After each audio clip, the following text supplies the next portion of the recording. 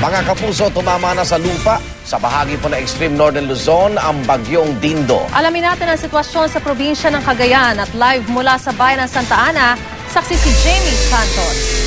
Jamie? Maris Arnold, pagkagat ng dilim hanggang sa mga oras na ito, nananatiling tahimik ang sitwasyon dito sa Santa Ana, Cagayan. Malayo sa nasaksihan nating sungit ng panahon kaninang umaga.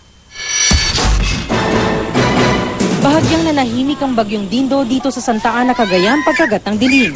Pero tuloy ang dalangin ng mga residente na hindi ito ang tinatawag na calm before the storm. Ang pamilya ni Mang Conde, malabo raw mahimbing ngayong gabi. Hindi raw sila makakampante kapag nagbabanta ang sama ng panahon, lalo't nakatira sila malapit sa baybayin. Yung mga bata, nasa loob ng bahay, sarado lahat, ganun. Sobrang lakas ng angin kasi. Bago nito, naramdaman na rito sa Santa Ana ang malakas na hangin dala ng bagyo simulang madaling araw hanggang tanghali. Sa lakas ng hangin, tinanggal ang watawat ng Pilipinas sa munisipyo ng Santa Ana. Malakas na ulan din ang sumalubong sa aming news team. Halos mag-zero visibility ang kalsada at pagdating namin sa baybayin, naglalakihang alon ng aming nasaksihan. Ang mga mangingisda hindi pumalaot. Ayaw raw nilang magbaka sakali.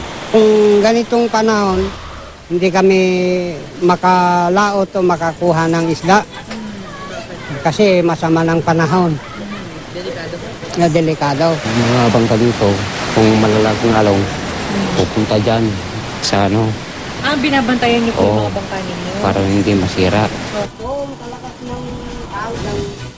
Maris, nakaantabay pa rin ang lokal na pamahalaan at nakaredy pa rin ang kanilang speedboat sakaling may kailanganing lisanin.